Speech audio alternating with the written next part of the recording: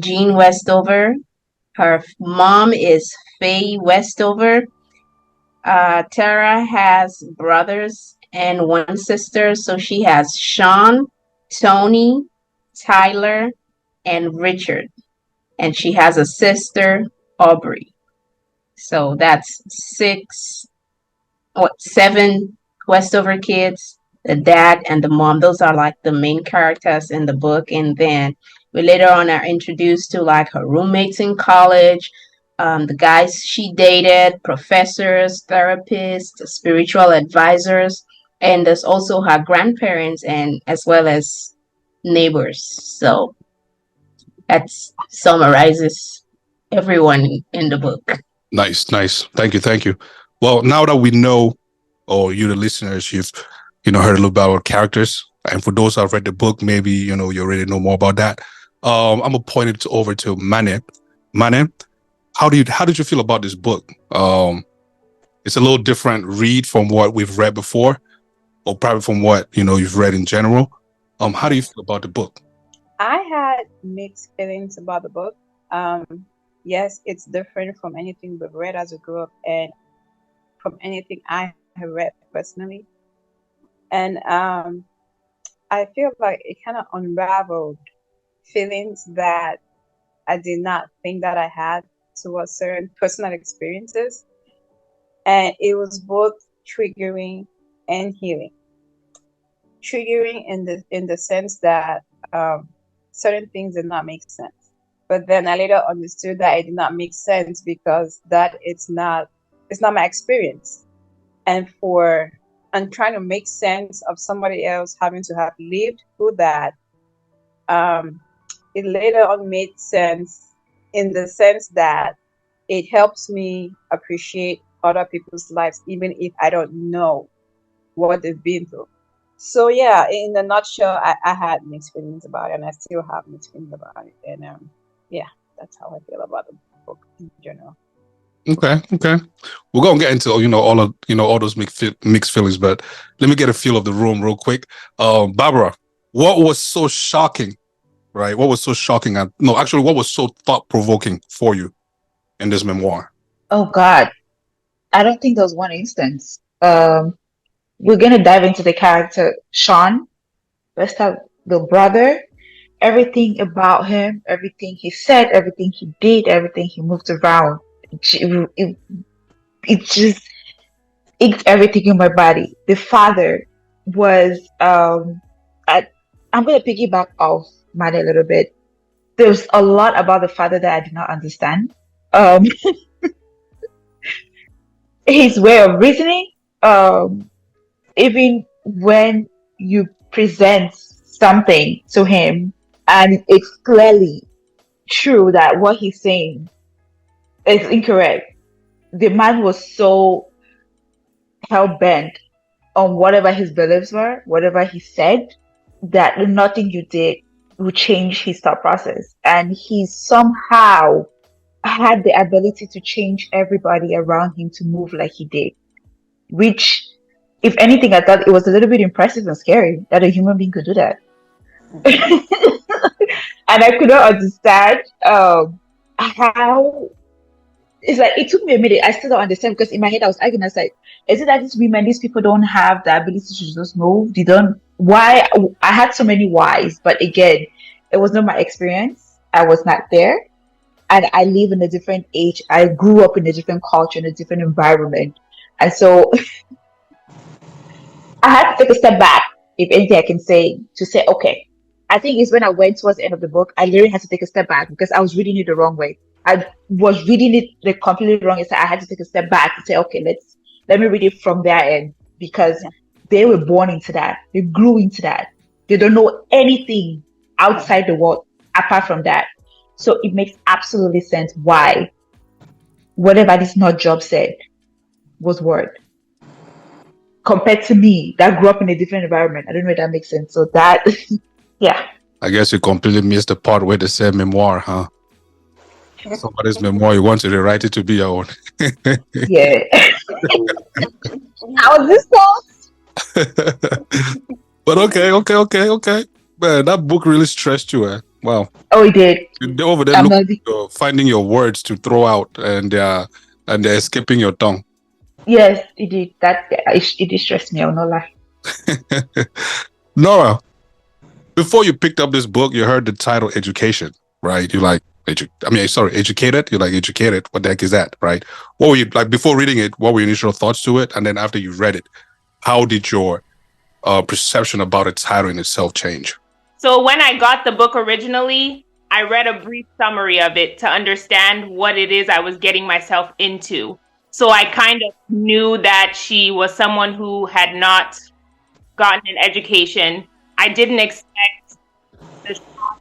I didn't expect that abuse. I didn't expect the manipulation from her father. There were a lot of things that came out of nowhere that I really had to take a moment and wonder a lot of things. But as far as the educated part, that like the title of the book, I think I saw that coming. Everything else, a lot of the other things was definitely a shocker for me. Mm, yeah, I can see that. I can see that. Coming back full circle, T. Since you introduced the characters, it's only right that of course, we want to hear your own opinion. So let's start this way. The first three chapters covers Buck's Peak, where this whole memoir is, taking place. The second is, the scrapyard, which is where most of them grew up working, and their dad's business. And then the third is mother's intuition, which probably like I guess the accident and all that stuff. You know, um, she's all of that belt to I guess Sean and all the madness that went on the dad. How did you feel about, let me say, the first five chapters, of the book as she introduced, all the major players and what's going on and everything? How did you feel about that? I almost stopped reading the book in the first three chapters just because I was like, where is this going? Because it was a whole lot more descriptive than anything, right? I think it was she just basically used those chapters to introduce her family, what they believed in, what their everyday life looks like, what their surroundings is, about their faith. And so I was just listening like, oh, okay. I mean, I guess it really is a memoir. It's like it was almost like a biography. I was like, okay, I guess. And then the mom had the accident and everything just swished. It was like, I had to go back. I was like, did I switch books mid? Because I was doing the audio. I was just listening. It was playing on the speakers. I had to go back to my tablets like, did I switch books? Because what the hell just happened?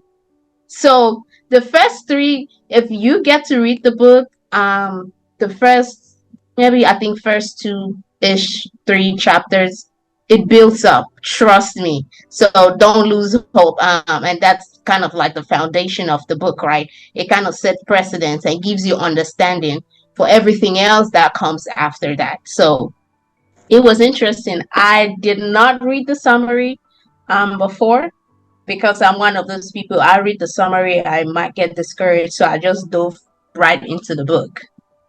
But honestly, if this was not for book club, I don't think I would have finished the book. Let me be honest, just from the first chapters. But I was like, you know what? This is a commitment with other people. Let's just get on with it until that plot twist came like a curveball out of nowhere and smacked right in the face. And I was like, hold up. Yeah, that's how I feel about it. Wait, so you don't read memoirs? I do, but this memoir is different than a memoir is basically like an in-depth biography of a person, right, like a self-biography type thing. But a lot of I was not expecting this to be what it turned out to be. First of all, she was white. That was like, okay, it's just I went to school, I got the scholarships, I didn't like that whole story came Nowhere. out of the devil's ass. Like, so I was like, okay, it's a white lady, in Utah. She probably just talk about her religion and how but everything else, I was like, it's a different kind of memoir. I guess I should say it's a different kind of life she lived. It's pretty much I should say that. So, Mhm. and if you look at her, you can tell because I've seen her picture and I was like, and reading the book now, and I'm looking at her like, ain't no way. Is this for real or she made this shit up? Like, I don't know, Yeah. but you know, Barbara, being that you're in in the medical field, and everything medical, once you see doctors or nurses start acting funny, that trips you, stresses you out. So let me ask you this: when you read that scene where they had the accident, right? And the mom is unconscious. The dad is over there talking whatever it is that he's talking, refusing to bring the family to the hospital. Then they go home, you know what I mean? And then the mom is like locked in the basement. Well, not locked in the basement, but she keeps herself in the basement just to stay away from sunlight and refuses, to go to the hospital again, taking traditional meds, not, regular meds to, help her out. I beg, how did that whole scene of the book, that whole portion of the book, let me put it that way, how did that make you feel reading that? Not you touching my trigger point. Uh, I think let's for the listeners, let's give a little bit of background. So I don't know what chapter this is, but the dad he slid into a depression pretty much. Um, and so they had to travel to Arizona to meet the mom because the mom had gone for vacation. So they were coming back from Arizona in the middle of a storm, which Mr. Gene Westover is the dad, which he introduced the characters before, left in the middle of the night despite the mother, Gene's mom, telling him no, not to leave because there was a huge storm though. So he was aware of it. The man was stubborn, stuck in his ways, arrogant, and you couldn't tell him otherwise. So he left in the middle of the storm, and he wasn't driving. His son, I think it was Sean, that was driving, if I'm not mistaken. And in the middle of the storm, they hit a curve, and pretty much it had a very bad accident, which it gave the mom a head trauma. And so, from a medical field, that's one of the most scariest things ever you experience. Somebody has a head trauma. If she was bruising outside, the way they describe it, I think she had somehow like a bleed. I don't know. I'm assuming she had a swell. Her brain was swelling in there. She had a bleed. The migraines was continuing. She had ringing in her ears, and that continued for months upon months. That is a very scary thing to do because she could have died. But the thing that is very fascinating to me is that this woman somehow survived and came out to live somewhat a normal life, and she survived on natural remedies, which that's something else about this book that okay, I was like, I need to stop being a little bit judgmental and frowny when I see things, but she did. And so when I said it and he said I should take them home, I was like, I kept saying, I said, she needs scans. What do they mean? She's having migraines. Can't you see she's bruising? She cannot sit in light. She cannot. This woman is suffering. But the dad believed medical. What did he say though? If you receive medicines, it was a white man medicine and it was going to kill you. And the funny thing that I couldn't understand was he had been outside. He had received the white man's medication before. He was exposed to their life.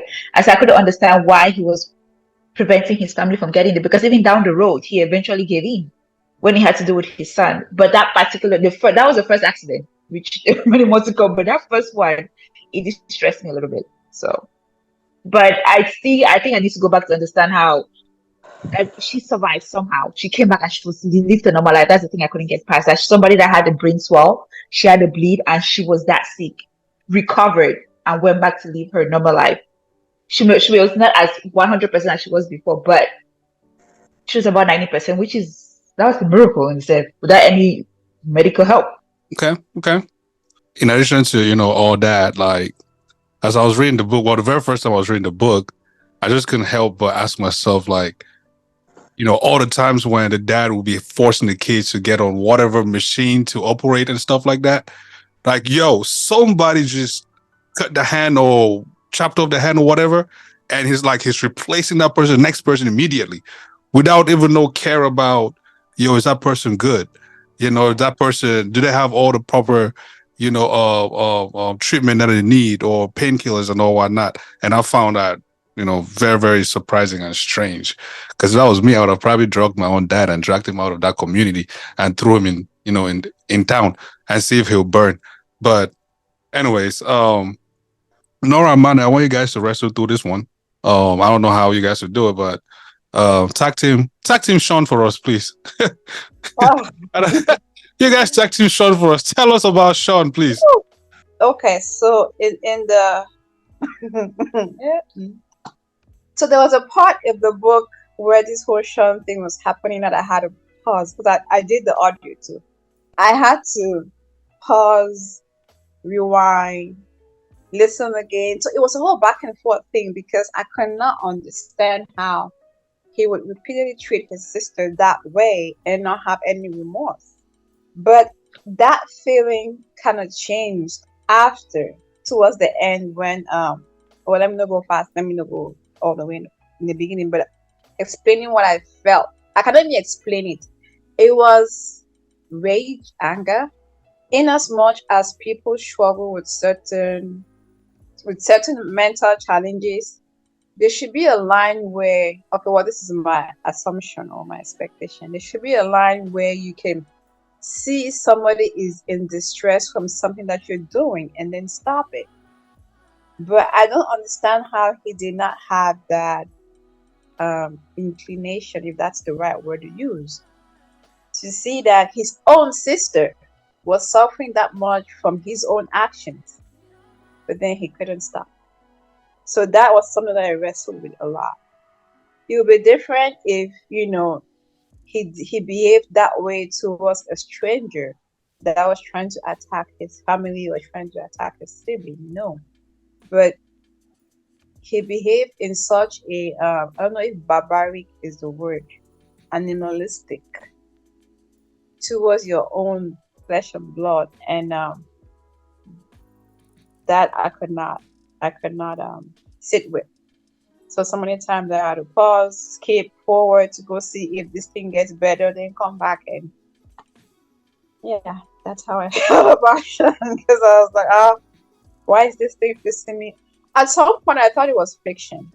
I thought it was just a made-up thing because I didn't see how, you treat you all like that. Yeah, that's how I felt about Sean. Manne, since you're sorry, Nora, I just have a question for Manne. Oh, Nora, when you talk, can you guys I just want us to have a conversation about whenever he did that, he came back and he apologized. Okay, maybe. Do you want me to answer that before Nora, or Nora, you want to go ahead? Oh, however, I just that there was that particular thing that I thought it was very huge. Whenever he did it, he came back and he. For me personally, right, this is my personal opinion. I see as apology as a change of action. You cannot treat me a certain way and tell me you're sorry, and then you treat me again a certain. The first time is going to slide. The second time is not going to slide. So maybe that's why I kind of don't even remember him apologizing, because it happened too many times, too many different occasions for me to not even remember that he apologized. So there are even times in the book when I feel like, okay, did this thing really happen? Because even Tara, she'd be like, okay, did this thing happen or did she make it up? So sometimes I would ask myself, did I hear this from the book or did I make it up? So yeah, my memory of certain things is kind of There was something he always said when he did that. What did he say? Because I can remember. Tara acted like a child, and so he was reprimanding Tara. It was very consistent. Like he always said it. It's because you did that, and that's why I did that particular part. However, I'm sorry. Or that. He always had that little connotation in front of it that she did something. Sorry, Dara, go ahead. So I think Sean is so layered on so many levels. I think the first thing is Sean could have excelled outside of his surroundings. So I think that's the first thing. Sean is also his father's child. His father is all types of crazy. So I think Sean is probably the one who inherited a lot of the things that are going on with his father, and nobody was able to guide him in the best way to be able to direct those emotions, direct those, just, he's brilliant because he made up games for him and his sister.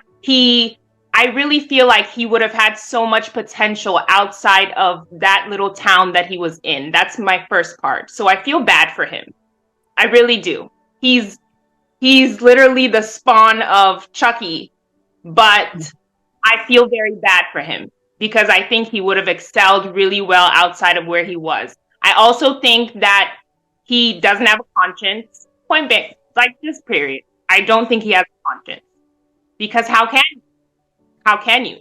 He's very manipulative, just like his father, and I think he lacks a conscience. I also think that their religion, he was able to use that so much to be able to control Tara, to be able to control the rest of his siblings, because as we see later, it's not just her that has been getting that treatment. Other people went through it too. We're just getting Tara's point of view. So Sean is very complex, but I think it stems from his father, and I think it stems from just the fact that he was in a bad surrounding and that he has no conscience. And he's very manipulative, and I feel so there were times I was like, just don't talk to him ever again. Don't be around him when you're in the house. Just leave him alone. But then you realize they've been together all their lives. He was sweet to her a lot of the times too, so it's very stressful. It is very, very stressful. Sean did leave though. He wasn't. He left Boxpeak. Mm-hmm. He did leave, and he came back because his father. I don't know when his mom got sick, but he came back. He left for a little while, and he was a rascal. There were stories about him out in town. You heard the rumors. Like Tara said, there was a lot that he hung out with the wrong crowd. And he left because he was tired of his father's control. So he said he wanted his own independence. And so he left. But his father needed help when, I think it was after Tyler left and somebody else left and the older brother left. And then he came back. And the reason his rationale for coming back was he was going to help the business while his father got his shit together. And so he did leave. He experienced the outside world and he had that control. The funny thing about it is this, I agree with everybody that Sean was just in that job because, I mean, they're not major characters, but the way he treated his girlfriends, there was this particular girl, Emily. I feel like we need to find Emily in real life and give her a glass of wine or a whole bottle of wine because there was this particular part that increased my heart rate when he punished the girl because, yes, she bought the wrong freaking cracker. And the kind of punishment. It was the punishment. It was very controlling, very slow, painful. It's like torture. And he was one of those, he sat and he indulged in it. Like he enjoyed the pain. Okay, Sean, I don't know. But yeah. I just have to mention that. That's a classic narcissist right there, right? Because that's all they do. They thrive on manipulation of and demeaning of other people and gaslighting. That's all they do all day long, and so they're so good at it. And I don't think that. I know Sean came back for his dad's business, but I don't think he would have survived in the outside world because only Buckspeak gave him that feeling of being in control. If he was in the city or in a bigger place, he would have been locked out. But I think he enjoyed it because that environment gave him the ability to thrive in his delusion, having his father back his every move and his every word. So he felt like he literally was king and his word was law. So he enjoyed it. He enjoyed that power. It was like a whole dictatorship, right? And he would always find a way to make it about somebody else. because everything favored him. And so I feel like they did him a huge disservice, and the rest of the world. Sean should have been locked up somewhere. In a mental Because institution. when he starts getting, it was not just physical. And when he went out and killed the dog, because I was like, that's it. Somebody lock this guy up and throw away the key so far. Like, but he was still roving around because, just the environment, like I said, it supported it. Their whole family was a survivalist family. They were ready for Y2K. They had buried bunkers and food stored up to use it for 3 years in case the Japanese or whoever invades the country. Like, they're just extremists in every sense of the word. Even the religion, they were just on the far right. So it was just everything supported that character. He never stood a chance. And he was like, this is it. This is as much power as I can get. Give it to me. And he just went all the way. But I feel like he should have been locked up. Poor Sean. No. All this for poor Sean alone.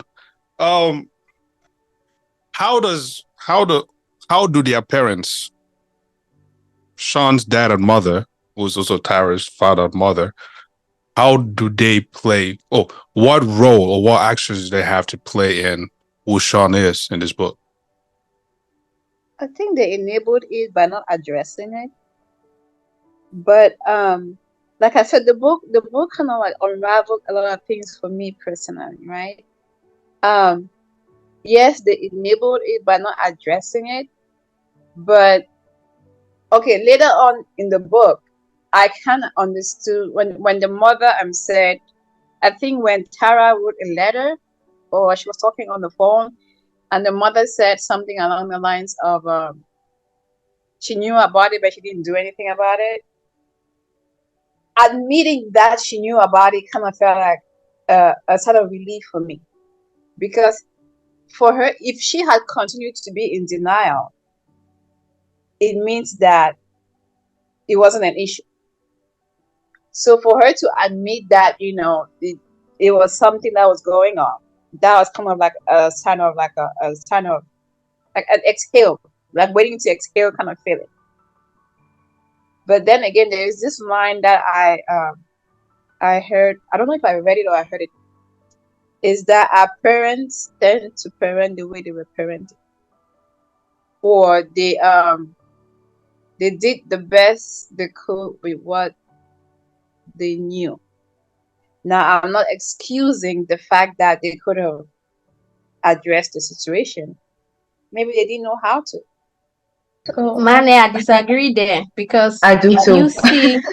if you see the family that this Faye, which is Tara's mom, grew up in, It's different. it's my mind is blown how she ended up with a man like Gene, It Yeah. was a choice. because she was raised up proper, cream, with the right attitude, raised to be a lady, raised to speak her mind. And she went and picked a survivalist, extremist, manipulative, controlling husband, and just succumbed. Now, I feel like it was this whole bad boy thing. I don't know how, they never tell us how they met. And she Right. met the guy, and she was like, it's one of those things we see in life all the time. You're like, I'm stuck. Rather than me go back with my tail between my legs, we die here. I think that was more of the mother's situation. Yeah. But she parented nothing like how she was brought up. True. But she was I don't know if indoctrinated is the word, because the culture she got into wasn't the culture she grew up from.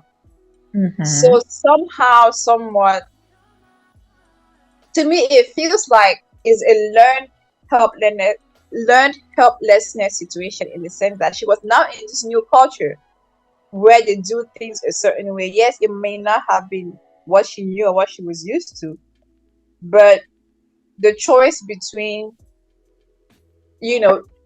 bringing your own culture into this culture versus just seeing how this culture goes. It's easier to just blend in than to stand out. Like I'm saying, I'm not totally excusing her. Right. But I'm saying that the fact that she eventually admitted that she did not do what she could have done to address the situation or to stop the situation, it was like an exhale for me, because I was waiting for this whole thing, for somebody to admit it, or for somebody to say that, okay, this thing you're doing is not right. I mean, it took longer than it should have, but at least it happened. I mean, I I have like don't a see. couple of. Let me 1 second, Barbara. Let me finish it. I don't think that it was a matter of a learned culture or something like that. I think she knew it was wrong, and she showed it in so many ways. Because even when Tara wanted to join dance, she was taking her to dance classes, not telling the dad. There were so many things she tried her best to cover. I just think that she lacked the courage to stand up to the dad. And I feel like the dad had bitten, it's not in the book, but I'm very certain that the dad, in the earlier times of their marriage, the dad had beaten the courage out of that woman. Possibly.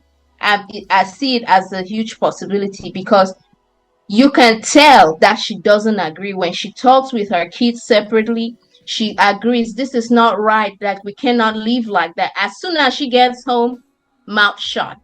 The dad comes and Sean and they're breaking things, mouth shut. But then she will go behind and be like, oh, that's how this person is, just you know. So she clearly knew it was wrong. I just think that she lacked the courage to do right by her children, which she admitted later in the book. And that to me was the most wholesome thing ever, for her to have said what she said. I'm not going to say it. Go and read the book. You find out. But if But hold on. she said, and if she said, sorry, go ahead, Barbara, because if I responded to it, it would take us away from. Oh yeah, no, I was gonna say she responded, but she retracted that response though. She did? She did, because she went back and Not necessarily retracted. I mean, I guess we're going along the same lines. She did not retract the response per se, but if you say that, but in the same sentence say refuse for your daughter to visit, or you refuse to visit unless your dad is there, then why did you apologize in the first place? You know what I mean? But also from the standpoint of insisted on the fact that Sean was a changed man now, and we have to forgive and move on for the sake of the family, for the sake of X, Y, and Z. So I think the mother is very manipulative. She came from medicine. She came from education herself. She knew exactly what she was doing. I think she took advantage of those uneducated people, because there's times she's the one who's like the herbalist, but she had said a lot of times that they need medicine when it's necessary. So she becomes this midwife. She does all these things, but I think she was using the fact that these people did not get an education to her advantage. She definitely was abused, so there is that part of her that she can't control. But I think her mind was sharp, and she used her surroundings to her advantage. That's how they got the business at the end to begin with, because the whole time she had been plotting and becoming the midwife, becoming the herbalist. If you're really uneducated, you wouldn't even think to be an entrepreneur. Right. So I think really, because of her foundation, she had what they didn't, and she used it to her advantage. But because her husband, she had to stick by him, she let her kids be the pawns. So I think Mama's own place mostly is delusion, right? I think her trauma was so much, she had to find a space where in that space everything was okay. I think she felt like if I say it's okay, it's fine 1,000 times, then it would eventually be. So I feel like she had just found that space in her head and just lived in her delusional world, where she would think that if she says, "Oh, lavender can cure ghosts," I don't know, or something, and then it would happen. And that's how she found her happiness. Because everything drained her. You can look at her and see that it's everything is gone. There's no substance here. So I think she just built that delusion just so she can get some glimpse of happiness. Like, this is my happy space. Don't disturb it. And for me, at the end, everything is like, that's where I have a problem sometimes with religion, right? Because the mom used Tara not coming back home, and religion was that excuse. She couldn't leave her husband because her excuse was religion. And it's like, how do we take something that is supposed to be good and pure? There were other people that went to the church that did not think like them. Definitely, they had their own clique. But it's like, how do you take something that is so pure and just build your own thing out of it? And they had their home. She couldn't leave. She couldn't do nothing. It was like everything is like the man is the head.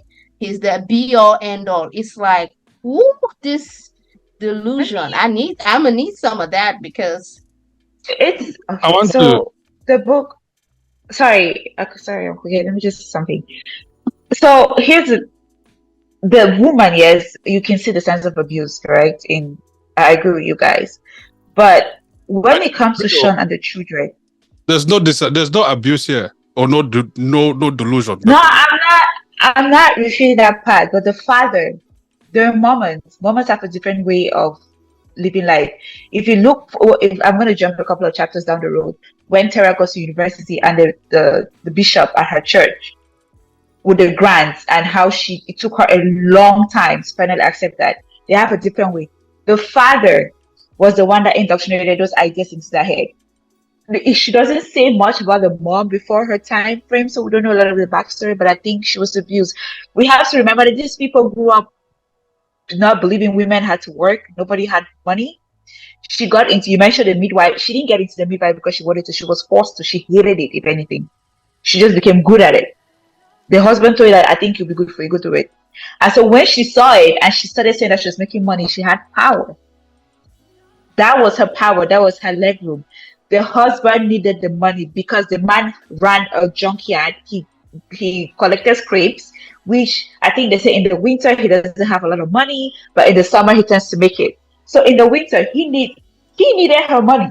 So she gained power, and that power was for her to get the power to say. Even with that, she still had that respect where you listen to your husband. The man, I think the woman was just so suppressed in whatever emotions that she had. There was no way she could come off of that. Also, T, you mentioned something before. She chose the husband because she said in the book the husband was different from what she grew up with. Their mother married into, their father wasn't all prep, but the mother used them as a leeway to society, as a leeway to elevate herself. And so they all had to speak proper, dress proper, look cute and everything else. So she used Jean as a rebel. She was rebelling. He was different from what she grew up with. He was was rough around. He didn't speak like everybody else. He had different ideas. So that's what she was attracted to. So she got into that life knowing fully where she said it. She knew what she was getting into. So she chose him and she chose that life. So she went in there. It probably was not what she anticipated it was going to be. And so she was walked upon. But I think by the time Tara then came, the woman was so battered down. There was no way she could go because she believed people, you couldn't make money or you couldn't do anything. So when she became a midwife, fast forward to down the road and she had that business, she gained power over her husband because if you look later chapters down, for the first time, Tara said, the husband said something and the mother said no, and the husband obliged to it. Since when that Jean Westover will tell the wife something and then she'll say, I'm not doing it, or I think it's otherwise, and he'll agree. He never thought. So she used that. That was hers. I want to say she was, what was Nora said? It was her, I think it was her, that was the only way she could gain power to get her word. Because if she has been suppressed and if she can work and the man needs the work, that's the way she could be useful, because before she was useless to the man. Before she became educated, and she was useless to the man. And also, she said to Tara something, it's just, there's a particular part, I don't remember the chapter, that she said something to Tara. That out of all her children, she thought Tara was the one that was going to break out. When she was doubting herself going to school, when she took the GED and she didn't pass, I don't think it was the first or the second time, and she said she was going to give up because her father had told her she was nothing worth more than that. Shone through her, reminded her that she belonged to in the junkyard and that she was a whore and blah blah blah and everything else.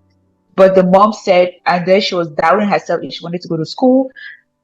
She was going to cancel, and the mother said, out of all her children, you were the one that had to leave. So don't you dare. Which I fell in love with the woman there for a little bit. The grandmother was the one that was pushing for that before. But that part of it, I felt she was a mom because she said, don't you dare do it. Because I think deep down, she knew that if Tara stayed, Tara would become her or worse. And so that was her way of telling her that, run, get out and go. And that's how Tara was able to go. So I give her a lot of props for a lot of things. But I think the dad forcing her to do whatever she did, and she becoming a herbalist, it worked for her. It may not be what he has, but it worked perfectly for her because that woman gained her confidence, she gained her voice, she was able to cover for whatever surprise. Because if you read the book, you can tell that woman was mashed to the ground. And so just had to put it in. All right. It's only fair that you guys see it that way. And it's only fair that I'm going to say it this way, right? Or I say it this way. I don't see anybody being mashed or anybody being oppressed. I really don't, right? And let me explain. Everybody has their own cross to carry. And whatever cross you choose, you're going to carry it. She chose her cross. And so she carried it. Now, throughout this book, I'm reminded by where we come from, Africa, our own parents, grandparents, their lifestyles.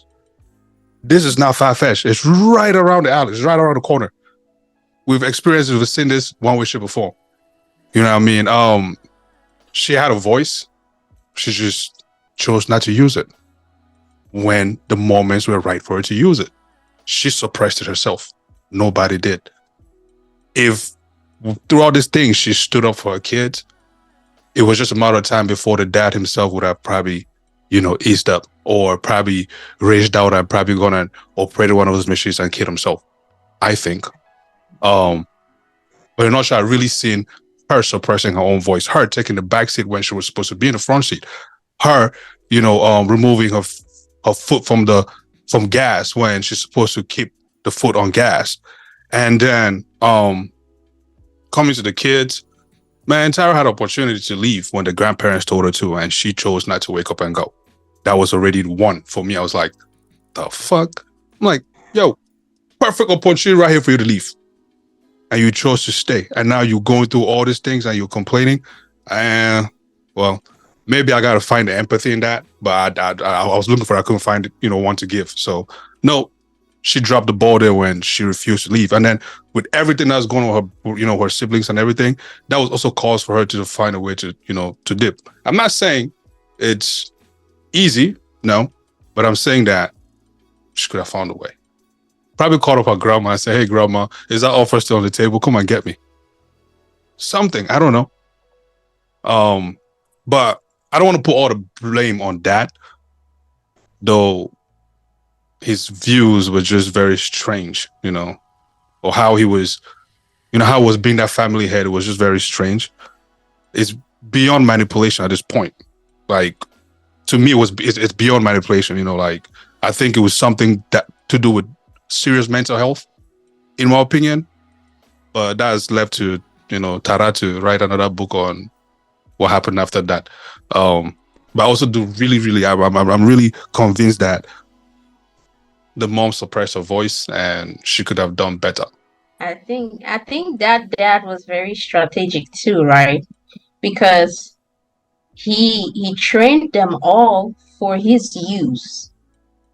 He trained the children to work at the junkyard, and as soon as he figures out that you are of no use to him, he discards you, to the point where as soon as I forgot who it was it Tyler who got injured at the junkyard, he still could not drive this boy home, sent this boy Put him in the car. I think when there was the fire at the junkyard, put this boy in the car to drive bleeding.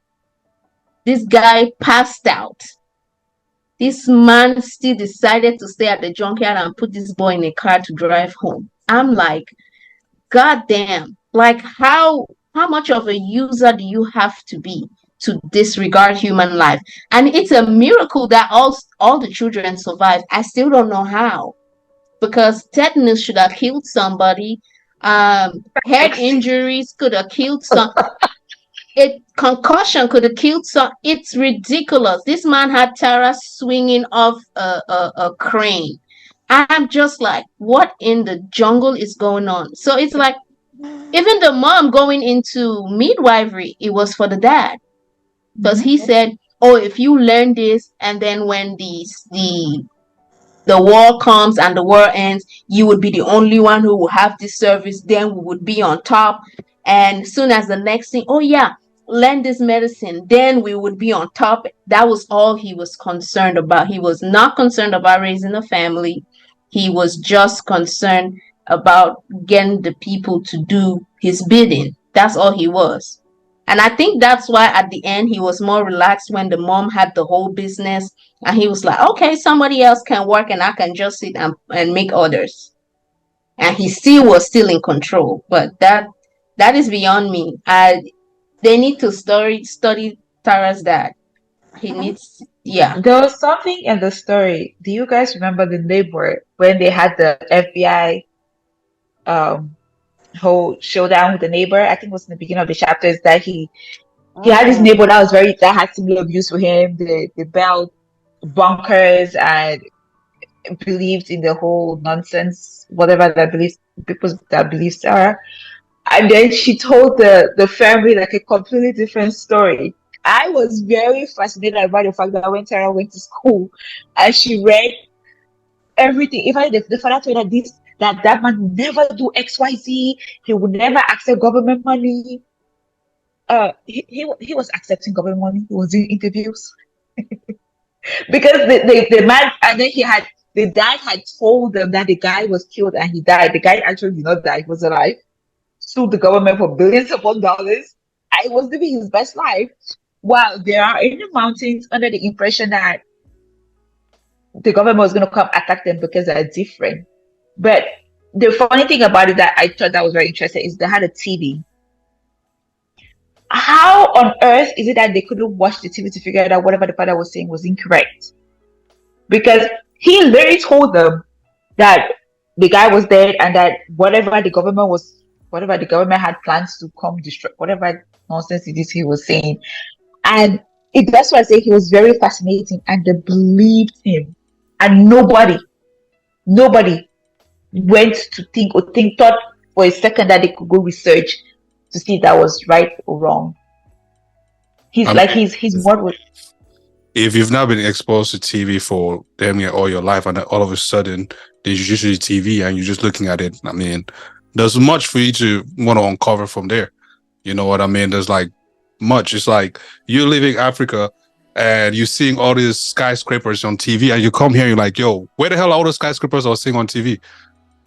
You know, why all those flying cars, things like that. So I mean, I see your point, but they were going to town. That's the thing. She had activities down in town. When they were going for dance, they were meeting other people.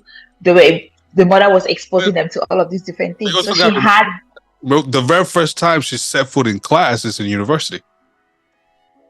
Yes, I'm not refusing that, but before she went to not well seasoned when it comes to history or literature in general, things like that. So, or none of the brothers, they're busy trying to keep their body parts to themselves, if anything. So I mean, to piggyback off of that, AK, back to the point where you said the wife suppressed her ability to defend her kids and all of that. I think, okay, because the example I'm thinking of based on that is, think of our parents, right? I feel like our mothers had to endure a lot in marriage than we, this generation. are willing to endure. So there is a whole generational shift. Again, I'm not trying to excuse the mothers not standing up for her kids, but if we're placing the mother in our mother's age versus Tara and her siblings in our age, you can tell there is a shift in what we, I don't know if tolerate is a better word to use here. Yeah, I mean, true. But for me, I'm coming from the point of the mom was not raised in that culture, right? She came into that culture. So coming into that culture, I'm thinking she knows good, bad, ugly. Okay. But then you see it and you refuse to acknowledge it, or you refuse to take action to it. Even when it comes to your own kids, you still take your husband's side, which I'm not saying that. And when I say suppress, I'm not saying that like the husband is necessarily like saying, yo, you have to be quiet. No, it also probably comes from him just probably standing his grounds. And then her, because she wants to be, that wife, the pleaser, the person that puts the family together in one way, shape, or form. I don't know. Just says that, you know what, these kids might go someday, but my husband will always be mine. So I'm I'll rally behind him regardless of what. And this kids is gonna find their own way, and they're gonna be their own person. Not Maybe necessarily that. let me use this other example. Mm-hmm. When you just got to the US and you went to high school, and we had a generation who were called, what's the term they use? I didn't go to high school here. What's the term that they use to describe African, in high school? African booty scratchers. That's the booty scratchers. Okay, so think of the time when you just got to the US and then you heard that. Well, how did you address that? Did you immediately defend yourself, or did it take time for you to say, you know what, I'm not just going to listen to this just to listen to it. I'm going to say something about it. I turn around, I'm like, ask my brother, like, yo, what the hell does that mean? I'm like, what are they talking about? He had to break it down for me. I'm like, I still don't get it. It's like the saying, I'm like, so why are people mad? You know what I mean? Like, why they're mad? It was like, well, I mean, I really cannot feel mad or not mad because it doesn't shape who I am. You know what I mean? If anything, for me at that point in time, I'm like, how about you leave here and go to where I come from and let's see if you can survive there. You know what I mean? So you did not immediately address it, right? You talked to somebody about it, but right. Was there a point where you started addressing it? No. You never addressed it? Never. Okay, could you say that you did not address it because you were suppressing it? Because I'm guessing that it kind of like, it kind of felt a certain way. Or let me use myself as an example, right? When I just came to the US, I went to community college, and there was that distinction and separation. And did it make me feel weird? Yes, but I could not. I did not know how to address it. So was I suppressing? Very, very, very much possible. But that's because I grew up in a family where as Africans, where we were not necessarily educated to speak up. It was always like listen to me talk and that kind of thing. Mm-hmm. So yes, she came from a family that was educated and all of that, but she was now the only one in this culture. So it's a cultural shift. Yeah, that. So it could have taken her time to be like, okay, this is not right. Did she know that it wasn't right? Yes. But that thing T mentioned, she didn't have the courage to address it. And maybe I'm just coming off of the point where in as much as we have to acknowledge, this is the part where this book kind of links to my personal life or to our personal life, in the sense that there are certain things about the generation before us that we wish that they did, but they didn't. And it's kind of affecting us in certain ways. Like, okay, say for example, I met a guy I'm dating. There are certain things that, okay, let me see, there are certain narcissistic things about him that I cannot understand. But that stems from the way he grew up.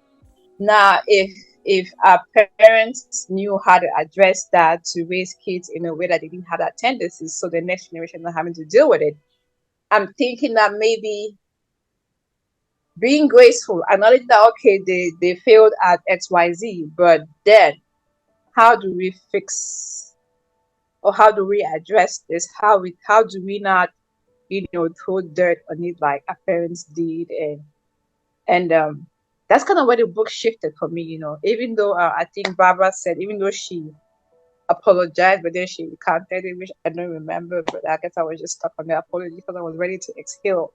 I was like, oh my God, how can Sean constantly do this? And it's not ending. So, yeah. I mean, I guess that's where the title for the book comes in, Educated, right? Yeah. Each and every one of us will grow to so-called right the wrongs that we think that were written to us, right? We'll have our own chance to right those wrongs. And man, I'm not gonna lie to you. Now I'm sitting and asking myself that, okay, smart one, Mr. You know all. You are saying these people didn't do good. Well, you have your own time. You think you're gonna do everything in the book that this other person thinks you should have done, that you should do? And that's a no, because that's another person with their own total different mindset, total different view of what life to them should be at that point in time. So in this sense, reading that, I'm thinking to myself like, man, you know what? I can't even hold a dad. I can't even hold a mom. Because if none of that happened, we won't even be here talking about Educated. Yeah. Mm-hmm. You know what I mean? So in a nutshell, I think that for me now, instead of looking at that and saying, oh, it should have been like that, I'm taking it and I'm going, what can I do better for my own self and my own peoples that will come in the future? Yeah. That ship has already sailed. There ain't nothing I could do to even try and tell another grown person who is 3 times older than me what to do or what not to do. I just have to roll with the punches, and whatever, when they throw a dice, whatever number comes up, if I don't like it, I mean, I try my way around it, or I just like it eventually. So, yeah. To your point, right, AK, and I feel like that whole excuse of this is how I was brought up dies at a certain point in time, right? And we can see that clearly in this story. Tara, she refused to be held back, and I think that individual has to come to a point where they want that change bad enough to make it, because she had to come to that point where she had a depressive episode and she was wrestling with going to seek help until she got to that point where I cannot live like this. And so she went and sought help, even though she was still resistant, but she made that step to go and seek help to better herself, right? And I feel like irrespective of how we grew up, like you said, that ship has sailed. You're a whole adult now. You know good from bad. Now, you know how to identify those things. What are you doing differently to make things better, not just for you or for the people that you would be responsible for in the future? I think that's how it is. And for me, where I feel like it pivoted was the best thing that happened to Tara was her going to school.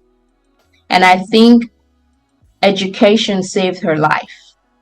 It really did. And not just education in the sense that her degrees and all that. Yeah, she went on and she got a PhD. If you can believe that 3 of her siblings actually got a PhD from that family while there was Sean and the others on the other side, right? But I feel like exposure, just being exposed to different things is what is where her life started changing. It wasn't even therapy was good for her, but when she went to the UK, when she went for the exchange programs, her life literally turned around. And I feel like that's a good thing that I feel like people should be able to do. Now, granted, they'll say, oh, education and what a dime these days and all that. I still think that there's a huge difference between someone who is exposed to knowledge and someone who is not. Like there, it's night and day. I don't care what that degree does for you, even if it's collecting dust. Exposure is where I think the Westover. I think that's the one thing that separated the Westover kids. It was exposure. If they had not left that environment, be open to other things, books, music, whatever it is, they would not have made it. Those three would not have made it. See, can I just say something? So you see the three that you're talking about. Yes, I do. I absolutely agree with you that education was what saved. We don't know much about Luke, but I think we'll talk more about Tyler and uh, Tara. I'm going to start out with Tyler. At the end of the book, I'm just giving a couple of. The wife said it took Tyler years upon years before he allowed his kids to be vaccinated. Why? Because he still, even though he was exposed and he was educated, he still had that mindset. It was still, his father was still in his ears. Tara did seek, yes, she saw that something was not working and something, so she went and sought therapy. Therapy did not work. Mm-mm. Therapy opened her eyes to her. That was not what saved her. Tara snapped out of whatever she was in because she went back to Idaho. She said she had given up. That was in the middle when she was doing her PhD. She had given up everything. And it didn't matter what anybody was telling her. So she went back to Idaho because she said, you know what? I'm going to go back. I'm going to go back and beg my father. That's when they had cut her off. They had done the smear campaign about her. And she said she was going to go back, and that's it. She gave up because everything wasn't working. Somehow she ended up in a cafe. And there was an ex-girlfriend of her brother. I don't remember her name, was a character. I don't remember that. The brother had beaten her up too, and it was the girl's grandfather that had saved her because Sean would have killed her. And she had reached out to them when she was having the whole manic depressive episode. Because she was talking to the girl and said she wasn't crazy. I'm talking about the area in the book where she had reached out to Audrey to tell Audrey that Sean was beating her up. Audrey came back and said no, she was lying. And then so she came back and they told her that everything she was saying was made up, wasn't true. It was that whole part. So there was a particular girl she was reaching out to that was outside of the family just to make sure she was sane. That girl had agreed to her, but however, the girl had went back. The father had reached out when the mom became rich. They became rich and they were explaining everything. Somehow they convinced them. That's why I said the father convinced not just the family but everybody around it that it was spiritual. They were it. And whatever that word said stands. So long story short, she ended up in that cafe because she was trying to check an email. And that girl happened to be in that cafe. And the girl left her email open. She read a correspondence between that girl and her mom. That's when that light bulb in her head clicked open. That was actually at their house, at the mother's house. Yeah. It was not at the mother's house. Yes. Yeah. So it was at the mother's house. It was the mother's email that she read. So that should tell you how much that, yes, she went to therapy, she did everything, she was exposed, but still her father had that much hold on her. It literally took her going back because she had said, I'm going back. I'm going to bed. I'm going to convert. To have to go and reach her, and she said, and she read an email. And then that's where the light bulb in her head went like, click, click. Barbara, to go back on the email, in that cafe, I think it was that girl's cousin who said that, are you Sean's sister? Yes. And it was something about, oh, I know Sean because he almost killed my cousin. And the only reason why my cousin is alive is because my grandfather saved her. So she got it. She got the right thing again from a stranger. And that's what made her know that, okay, there was someone who saw it. There was evidence. Because the father always asked, do you have evidence to prove that what you're saying is true? Do you have a witness, something? So because I think it was that cafe, it was a witness to the fact that Sean had abused that girlfriend. Yeah. Even that is before. Even though she was exposed, she did go to school. She was exposed and everything, but she didn't dress like everybody else.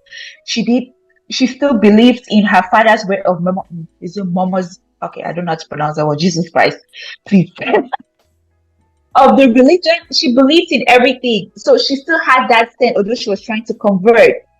I don't know how many years down the road, it took her going to visit, I think it was Audrey's kids. She reprimanded her niece. And then the reason for her doing what she did to her niece was said, if you act like a child, I'll treat you like a child. That was the moment that in her head, despite all the education that she clicked, that's where that light bulb clicked. And she went now and she started dressing like everybody else. And she started doing that.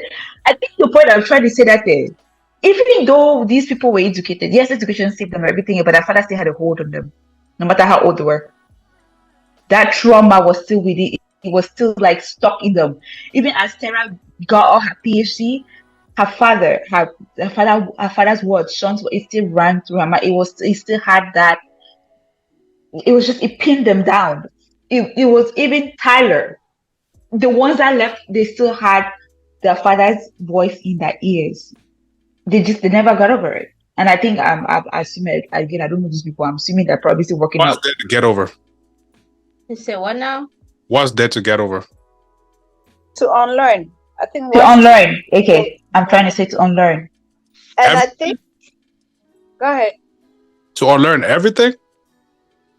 From the dad's perspective, for the dad's of. Yeah, but that's what I'm asking. Everything?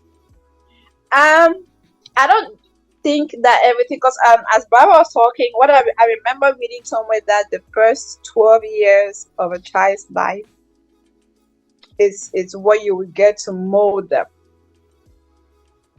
So if they've lived the first 12 years of their life with this certain culture, it might take twice that time. Absolutely. Mm-hmm.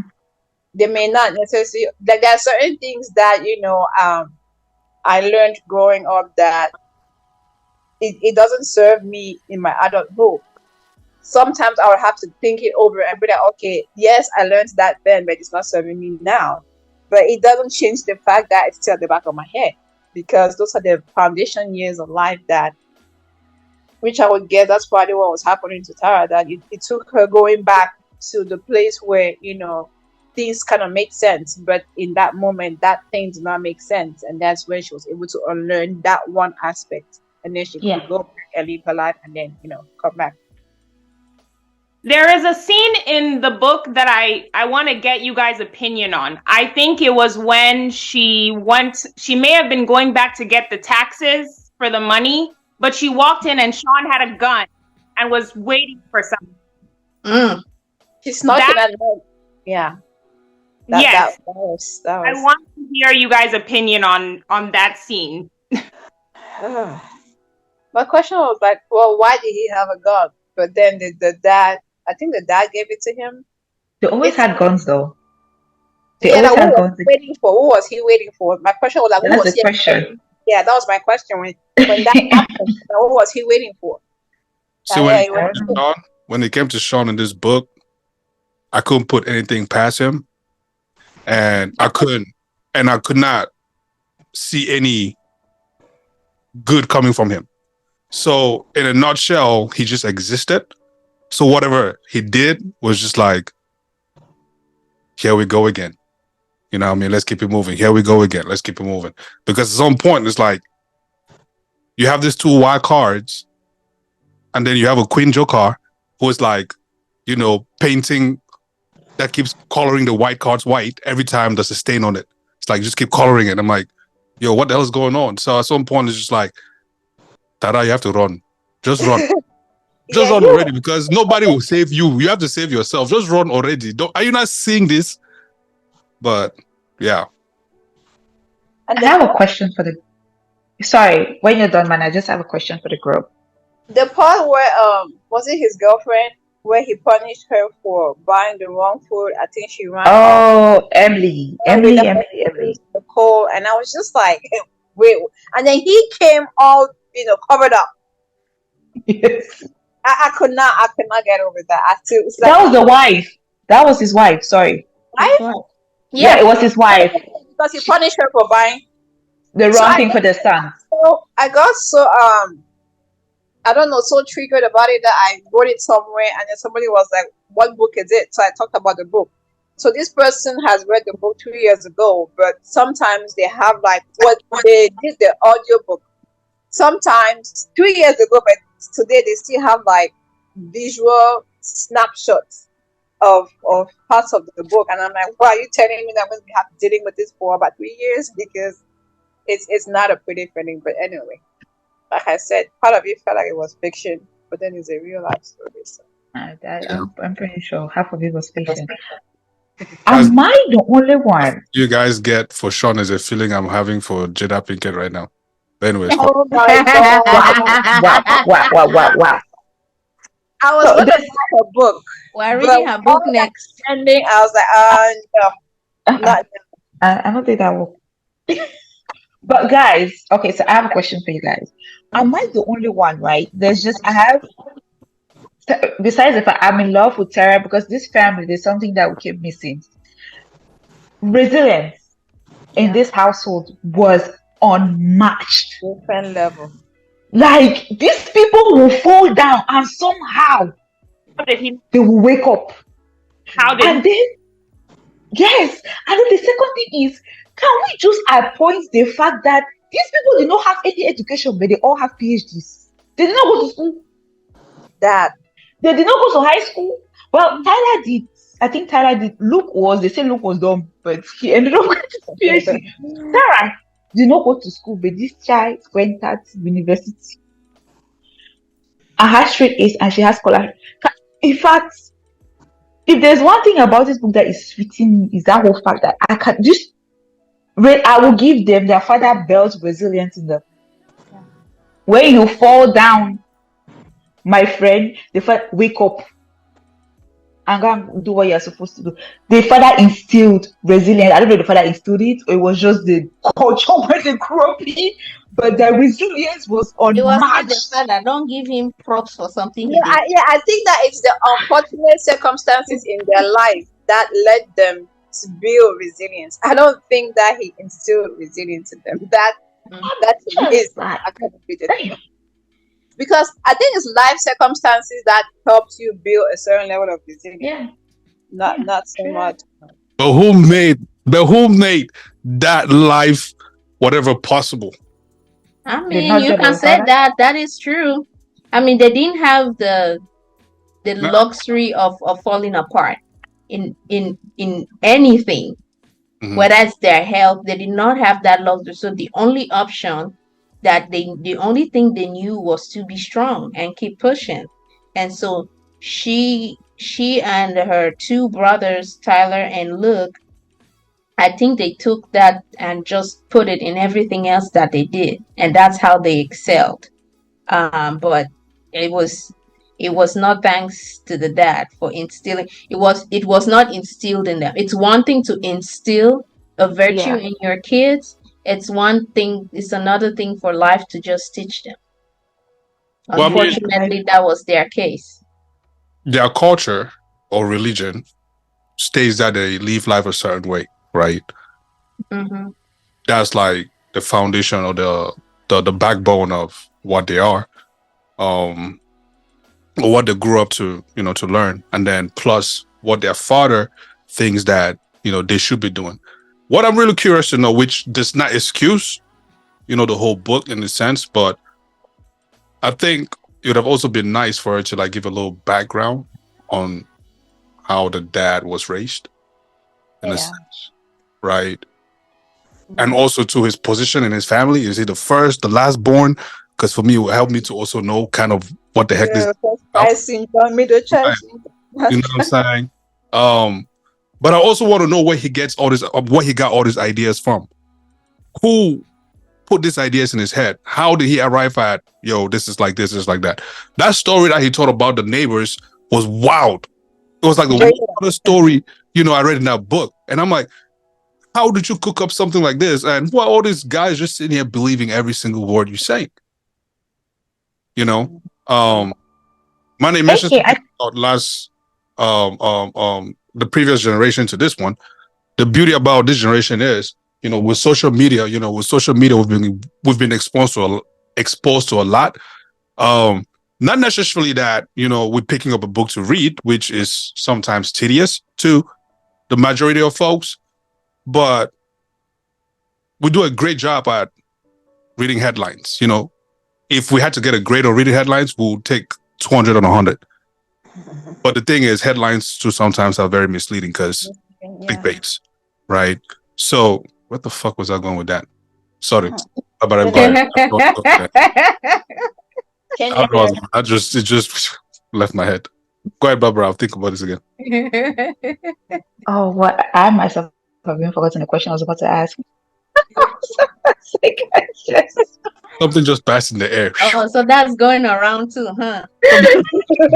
Like, Everybody having amnesia. Yeah, with my friend, I'm trying to compare both. Okay, we're trying to compare the previous generation and that generation. Like, oh yes. Thank you.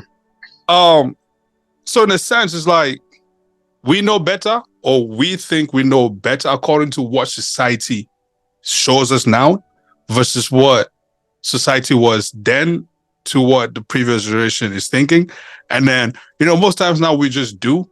We're not just sitting waiting like, yo, do you think I should do this? Nah, I'm gonna do this.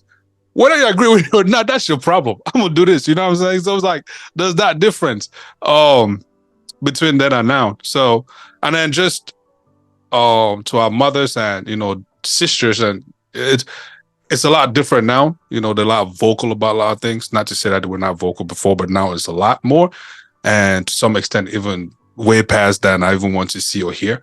But that's a topic on its own. But yeah, I think I was trying to. I remember what I was trying to say, that she did mention a snippet of how her father grew up with her grandfather. I don't remember what chapter, but she did like a quick summary of when something happened. There was an accident that happened, and she somehow shifted it towards a story that the grandmother and the mother always tell them how because the father's father had an accident and he survived, which was something similar that had happened to the dad. He pulled himself to the porch. It was what the father did, and they say there's a legend that it was the father's ancestors that lifted him up. So she did have a background. They grew up in horses. The grandfather brought horses. That's how the grandfather taught them how to train wild horses. So she did give a background, like a little snippet, but it was not a full story. And she said it's not based on her account, it's what her mother tells her. And the funny thing, she was frustrated because every time she spoke to somebody different, they had a different story. So the accounts were a little bit different, but she did give a little bit snippet of what the dad did. And the mother used to say it all the time that she doesn't understand, because if you meet the Jean Westover's mom, she was a little bit different. It's like she spent her entire time fighting with the son because she opposed to his ideas, his way of living. When he said they don't drink milk, that's when they decided to drink milk. When he said they don't eat cereal, that's when she decided to eat cereal. So she lived that. So I think Jean Westover somehow, because he did go to school, he has his degree, he went out of school. So it's I think it's somehow when he went outside, his bipolar that they say he had just kicked in at that point in time, and he decided to twist Mormon into his way to fit Jean Westover. But Tara did give a snippet of what the father was like growing up. Just wanted to put that out. Well, they said that her older siblings did go to school a little bit, and they mentioned that bipolar or something starts at the age of like 25 or something like that. But even when her mom and dad originally got married, it says that they were not always the way that Tara remembers. So at some point in the book, she says that her older siblings remember a different version of her father than she does. So I think that there may have been two different versions of her father. And I think it is the mental issues that caused a lot of like the latter part of what we're seeing in him. Mm-hmm.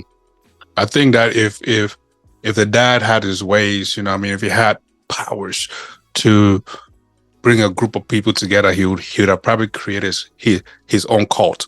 But that's another story for a whole different day. Let me get you guys interested in this real quick. Let's speak about diversity and inclusion within this book. How did you guys see that represent itself here? Oh, you're talking about, excuse my French, when Sean used to call Tara the N-word whenever she had what's it called? When they went to the junkyard, I think there was a whole part when they went to the junkyard, and every time she got coal or anything on her face, she used the N word, and I think it's something that he had been used, or he heard it from his father, and so he used it on her for a long time, and she did not know what it meant until it took her going to school to learn the meaning behind it, and then that's when she started challenging it, or she didn't like it, or that's when the first time that Sean turned her upside down, whenever with, but something happened when she challenged Sean when he called her the N word. In terms of that particular part of it, can we blame them because they didn't know any better? If that's what they grew up in, you know what I mean? Well, this is is it Salt Lake City? This is Idaho. what's the Utah. Idaho. Idaho or Utah. Is it Idaho or Utah? Box Peak. It's yes. This is heavily white driven. And so I'm pretty sure there were little to no brown people, black people in that place.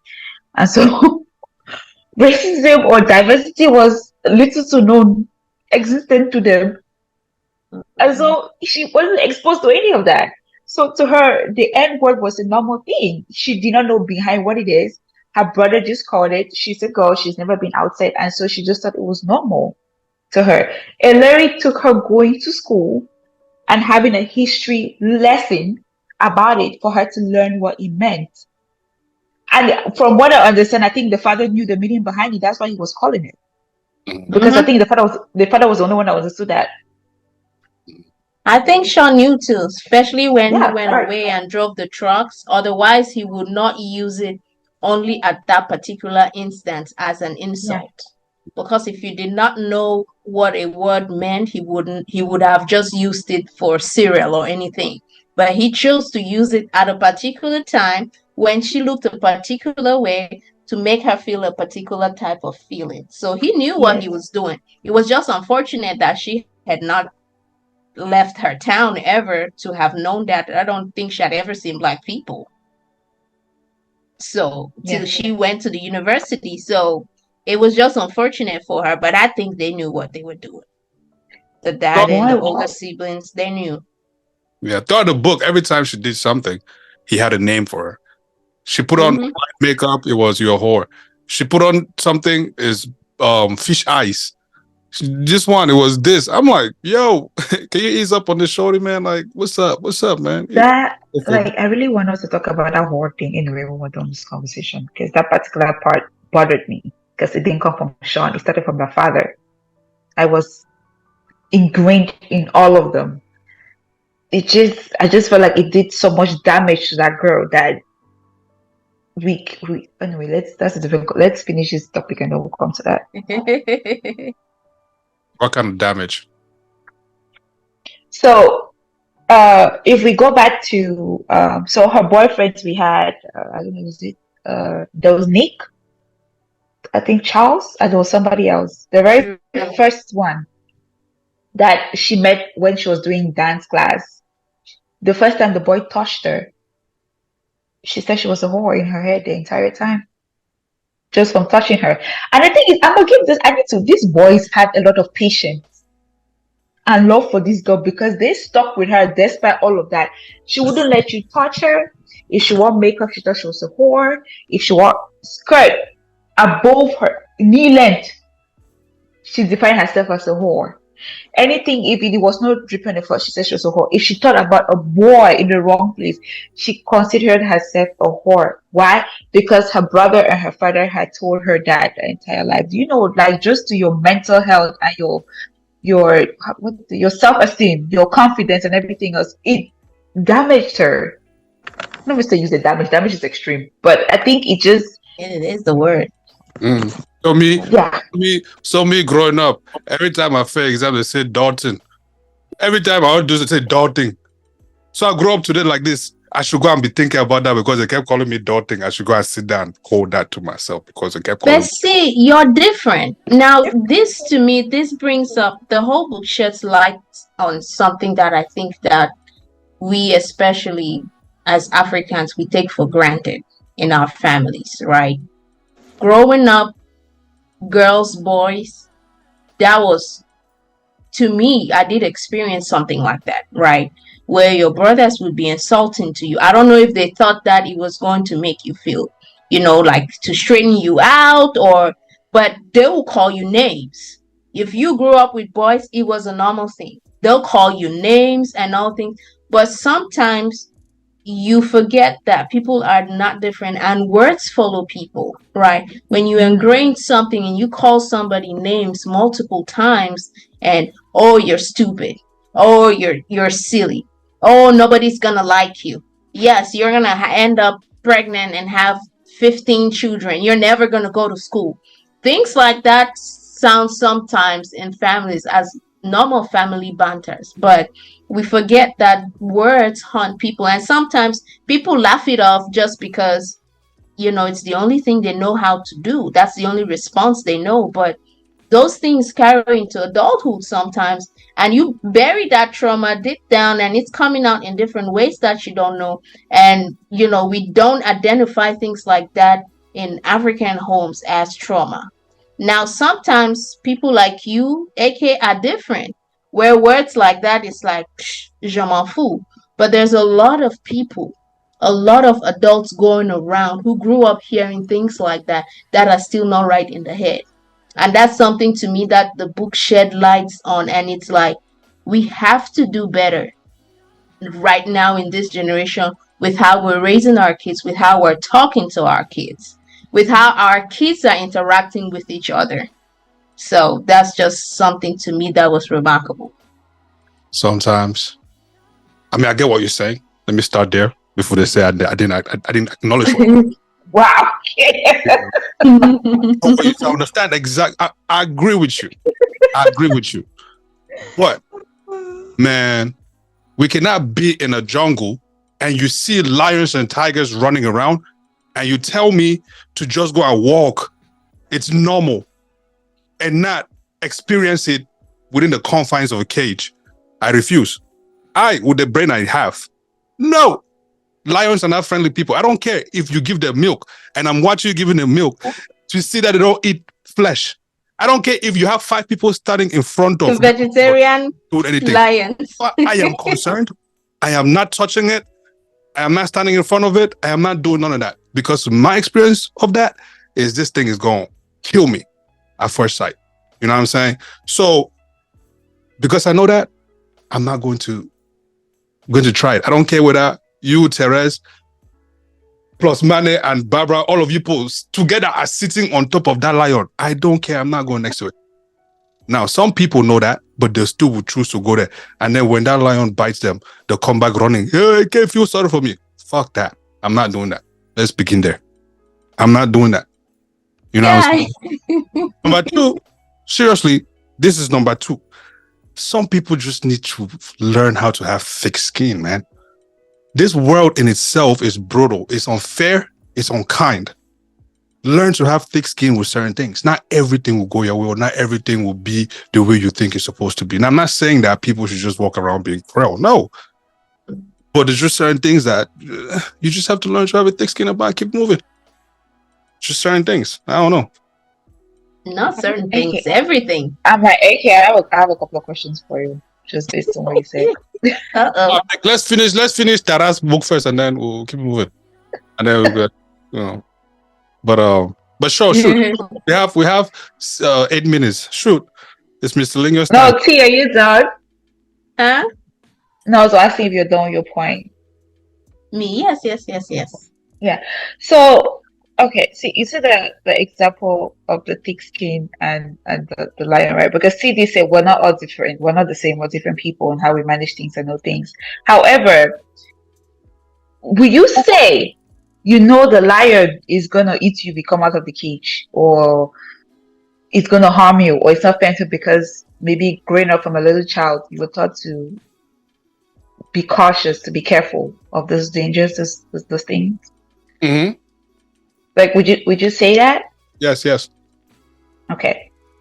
That's the first thing. And then the second thing you say, let me stick with that. So if we are bringing it back to this book, would you think this girl's environment, Tara Westover's environment, using the word specific, what Banky and Massimo were talking about, the fact that what her brother said to her is stuck with her onto her adulthood life, and it was also something that was subconsciously in her back of her head. in everything that she did emotionally. It messed with her. Do you agree that even though she know it wasn't that, but because she grew up listening to that, she didn't know any better, and that's why she did the things that she did? Would I agree? Yeah. 50-50? Just because I want to? Well, not that. 50-50 because 50-50 because she's human, right? And as human, there's certain things that she'll refuse to see, maybe even when presented in front of her, and she'll see otherwise. Or there's certain things that she's just, I don't know, train her mind to be accustomed to. And then there are other things that, were engraved in her, right? That's it. Yes. Yeah. Now, so the engraved is the thing I think I'm kind of getting to, because I feel like a lot of that was engraved in her. It took a long time, like years. Yeah. I'm not denying for her that to get over that. It's for it to, erase. But as you grow older, you, Barbara, I should grow older. Somebody did something bad to you. I should grow older. You carry that thing all the way to old and not let go of it eventually, just because nobody taught you something otherwise, or not to see it in some other way. I might just hold grudges. You never know that. I might just like to hold grudges. Now, you holding grudges, that's on you. That's your problem. You the one who is choosing to hold it, because you know the other side of that. But you're choosing to sit on that. You're choosing to keep holding that grudge. It's not that you don't want to let go. It's not that you don't see otherwise. You just want to hold that.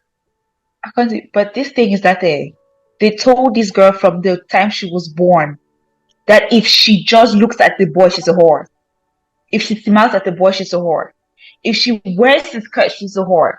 In fact, her breasts developing naturally, she's a whore. Mm-hmm. Her boobs growing naturally, she's a whore. Mm-hmm. So tell me, if you have spent 15 years, because she started dancing when she was 15? Mm-hmm. Yes, you have spent 15 years of your life hearing that. Please help me understand how this girl is supposed to unlearn that. I cannot begin to tell you that. So that's the point I'm trying to make. I think I was just like, sometimes in certain situations, like I see what you're saying, that yes, you should, as an adult, you should learn or learn things and grow it, but giving people grace, because I'm like, if you look at her circumstances and look at yours, it's like, well, there's a difference in how we grew up, a huge, massive difference. And it's the same difference that I'm in acceptance of, right? I'm in acceptance of that difference. I'm not denying it. But at the same time, I cannot sit here and tell you that, for like the next 5 years, you should sit there and keep feeling that same way.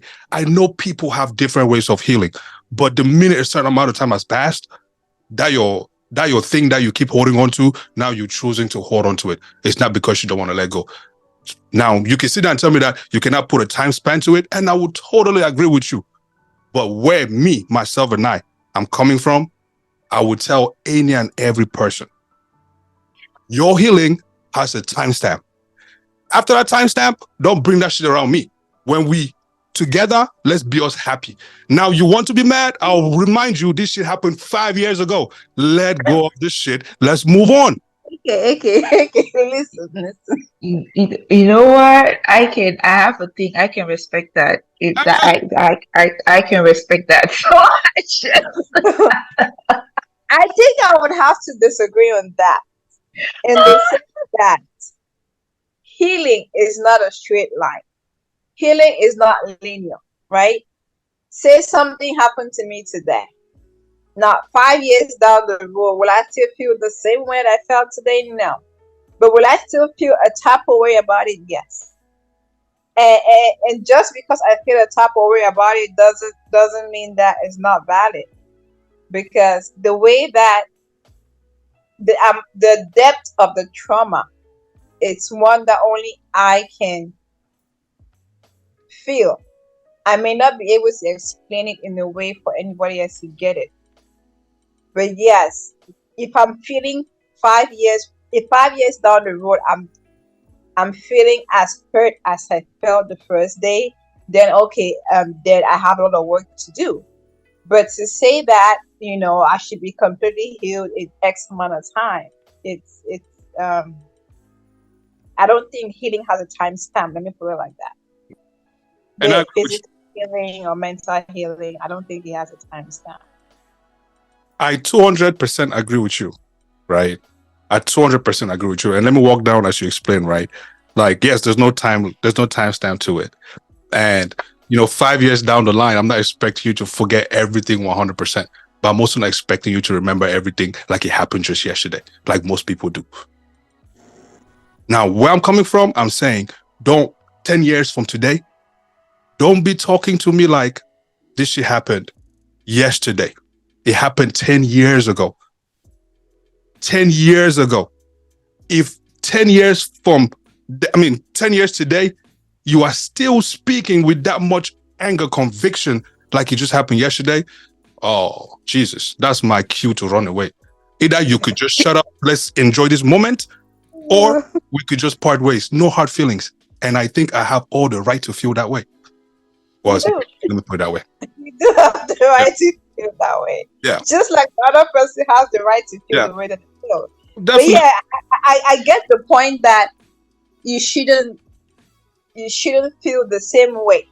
But okay, I've never experienced rape, right? But I've read about rape stories and rape experiences, and to some people it's so bad that even when they have their own kids, they guard them with so much that they actually are doing that to the detriment of the kid.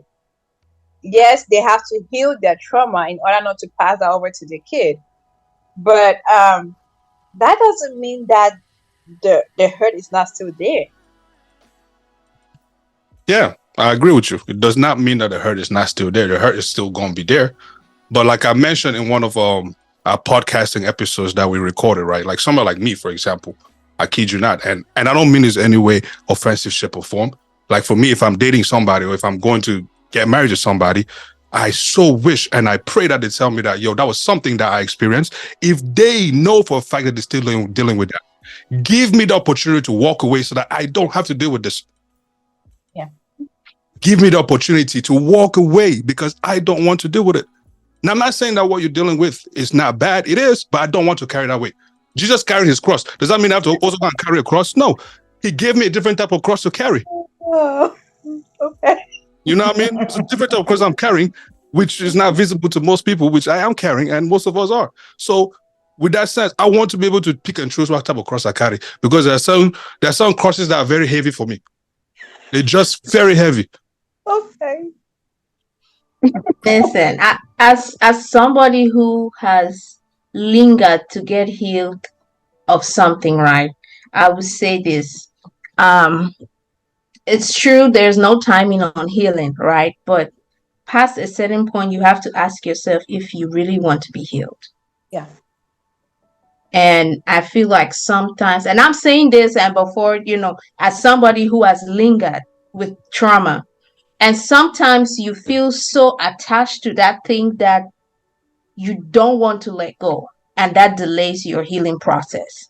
And if something happened, and just like Eke said, it's not like you're going to forget completely, but if, something, like you used the case of, let me not use that case of sexual assault before they say, but if something happened to you 10 years ago and you have your kids and it's reflecting on that, that's a clear sign that you need to go and get healed. Yeah. That means where people say that healing has no timeline is if you are in that active process of being healed. That's the process that does not have a timeline. It's not how long you hang on to this trauma. That's not the timeline. So if you're not actively in that healing process, you're on the clock. You really are. And I'm saying, and I'm literally saying this because as somebody who has been there, and sometimes it's the only thing you have holding you to that, is the only thing you have that is linking you to that moment. And you feel sometimes like if I get healed, it's like erasing that part of me, or it's like there's a whole part of me that I'm going to let go. That shit ain't healthy. Now, until you decide that you want to actively do what needs to be done to let go of that trauma, you are on the clock. Because then you're going to start snapping on people. You're going to start piecing people off. You will start projecting. That shit has to be on a time clock for your own good.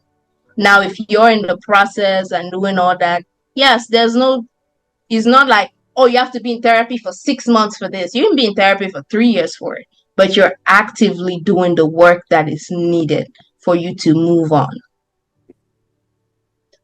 I'm gonna say this to that point too. You know, like my man's, I just always say, broke boys should not date. I know this is wild, but if you're not ready to heal, healed again. If you're not ready to heal, for example, I don't even want to use like the rape, for example, please spare that woman or that man the burden of this cross that you want to put on them. Because some people want to help you heal, but because you don't want to do it, you're not helping them help you. Well, it's not that job too, but at least they even try. But because you don't want to, now it becomes a total problem. So yes, for you who want to heal, I better go and do your job before you come and start dibbling and dabbling into other things and making other people feel bad because you want to be stuck where you want to be stuck. Stuck in the middle. Anyways, public service announcement for people who think and feel like me, go get the healing you need before you come and disturb us, talking about empathy and grace. We don't have it. Empathy and grace is for work in progress. It's not for work. It's not for something that's sitting on the shelf. Exactly. We don't have it.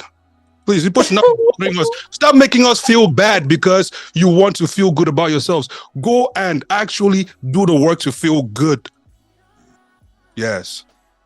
I've said it. Now, anybody wants to be mad, pick a number and stand in line. And then I'll call your number and then you come up and tell me how you feel. You know what I'm saying? But anyways. And see, and it's not just to mention, right? It's not just sexual assault, right? And it's the same thing. Even if we look at the book, Tara did the same thing. She was not healed and she was trying to date people and passing that trauma and giving these boys responsibilities that they're not equipped to carry. And so she did the same thing in the book. Like, you have all these things, this baggage. You should not be connected or emotionally connected to someone if you're not even in the process of healing.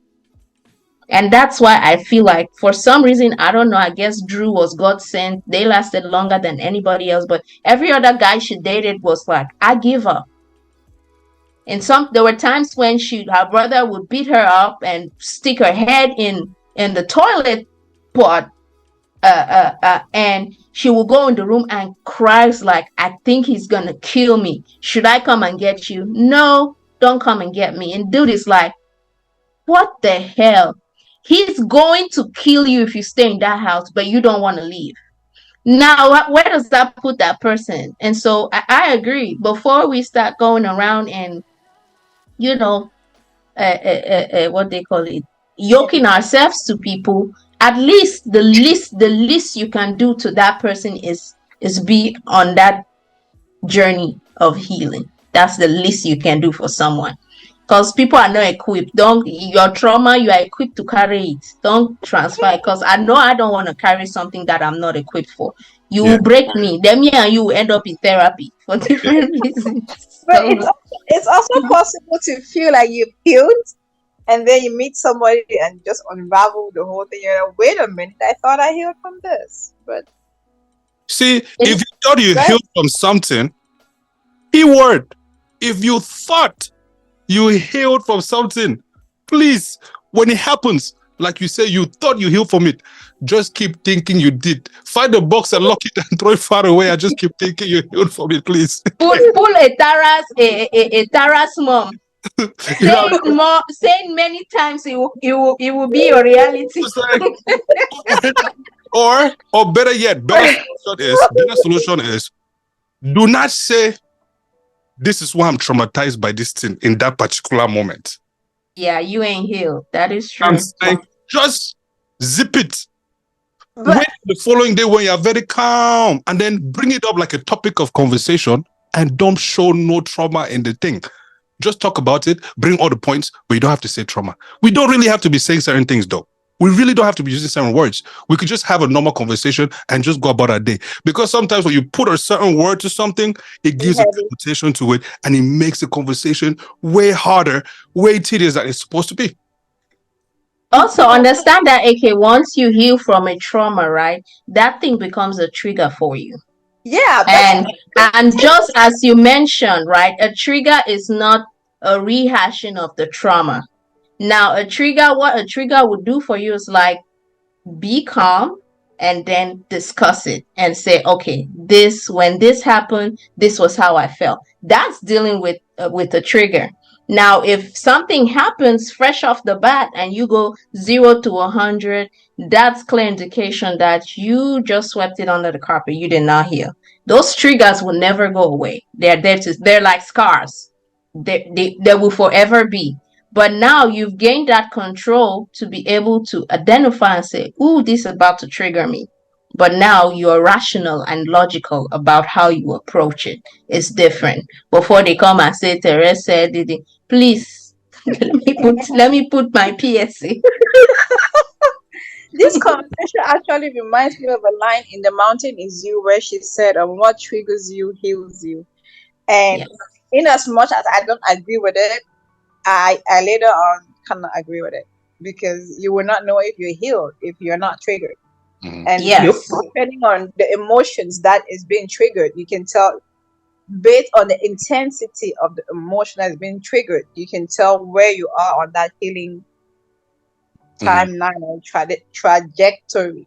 Whatever they call it. Preach, Manne.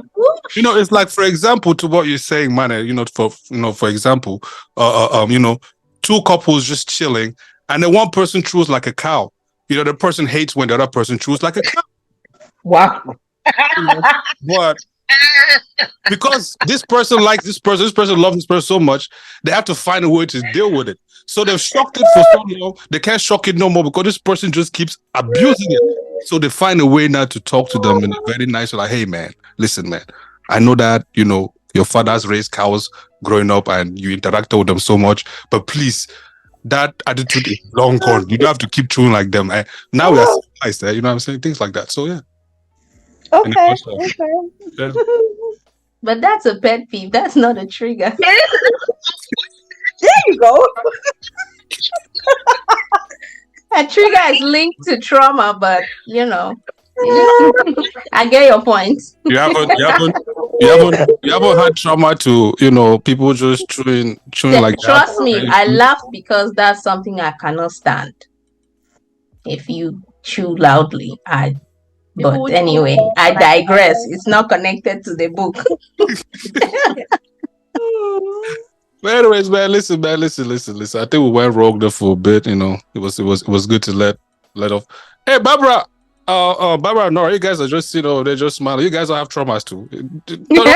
Only me and Manne who have traumas here. We're so excited about the trauma thing. You guys are just sitting there. They are healed. We are the ones with triggers. I guess. What you say? What? No, so I'm just listening to you guys or where the conversation is going. Okay. Gotcha. We were trigger happy. Let's bring it back. Let's wrap it up.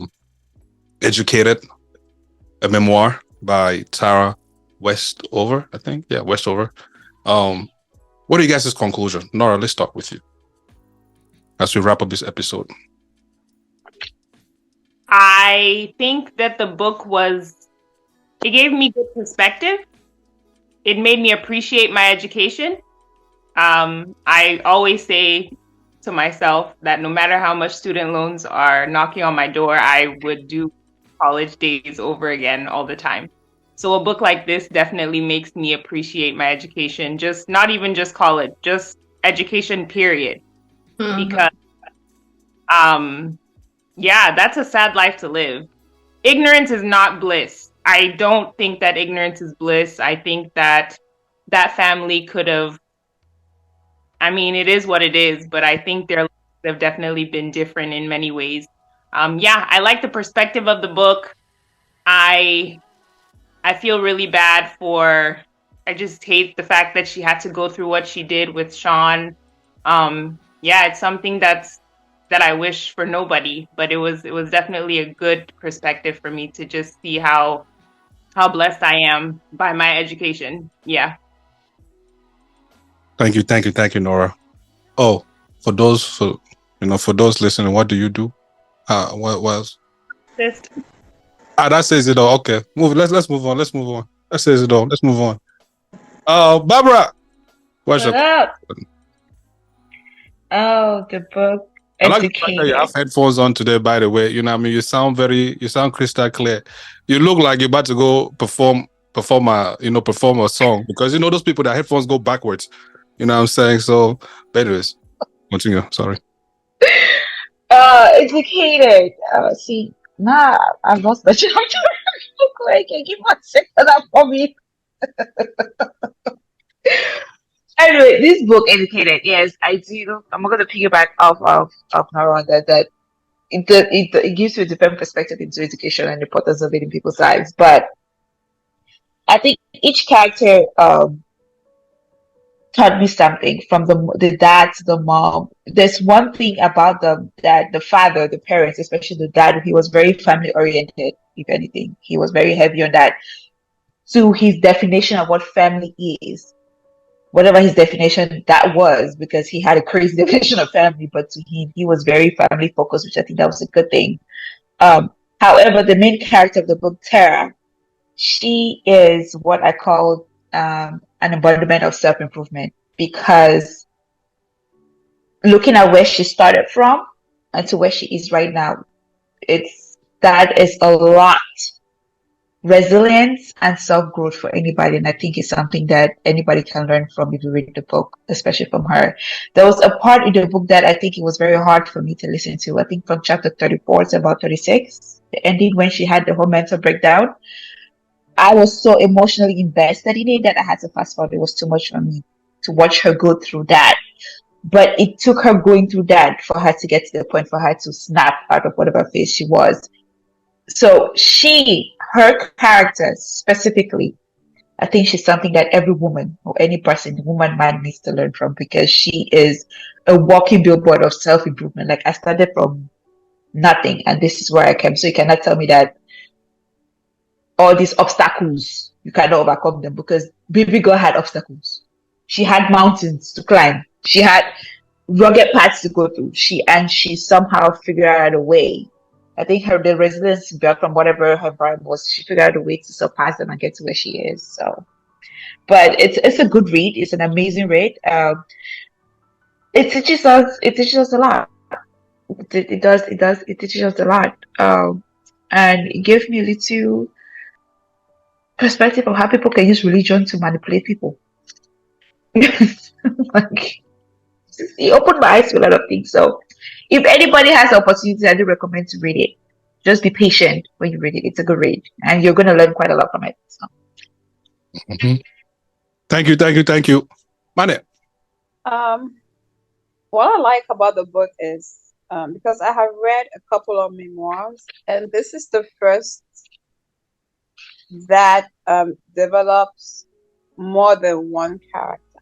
Because the other memoirs I read, the author of the memoir is the person, that the person talks about their own life unfolding, but doesn't go as much as in depth into the other characters like this book did. And like I said, the book evoked a lot of emotion, which was both triggering and healing. And it also gave me different perspective of, because in as much as it may look like the father and the other kids who did not have a PhD, they were also educated, but they were not educated formally.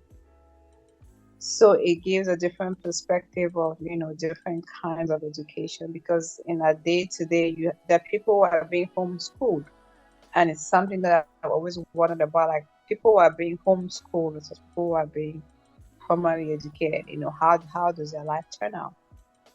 But there is research to show that people who are homeschooled for a couple of years end up going to a formal school, and then But yeah, in a nutshell, it's an unconventional way for me in relation to all the other books I read, and I feel like it opened my mind or it broadened my mind to see things from different perspective. Yeah, so thank you. T, what's your conclusions? Man, this book is nothing short of inspirational. Um, just to see it and see what is possible if you apply yourself. It to me that was priceless above everything else that was in the book, right? It was just, and I could see myself in parts of the story. I think, like everyone else said, like there's some triggers in there, but at the end of the day, the book is it's so hopeful. It's just I'm looking at all this, I'm reading all this, and I'm like, it's possible. Like it is possible. So it just that's all. When the book ended, that's all I kept saying to myself. It's possible. That's it. That's how I just would conclude. Like it is possible. And I hope Tara writes. I would like to read more about her life. Maybe her dad give us more background, or how the families do. I don't know where she says she doesn't talk. They don't talk anymore, but it would be nice to get a part two.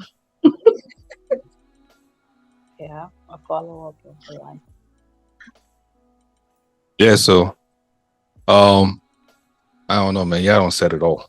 But I think this book, yeah, like T mentioned, and I think most everybody, that resilience, that push to want to change your outcome, or no, change your noun, right, to something better, and not just being stuck in it and complaining and saying, "Oh man, these are the cards I was dealt with," and just stay there, right? You take the cards that you were dealt with, and you make the best out of it. So I think that's like the greatest of it. I'm also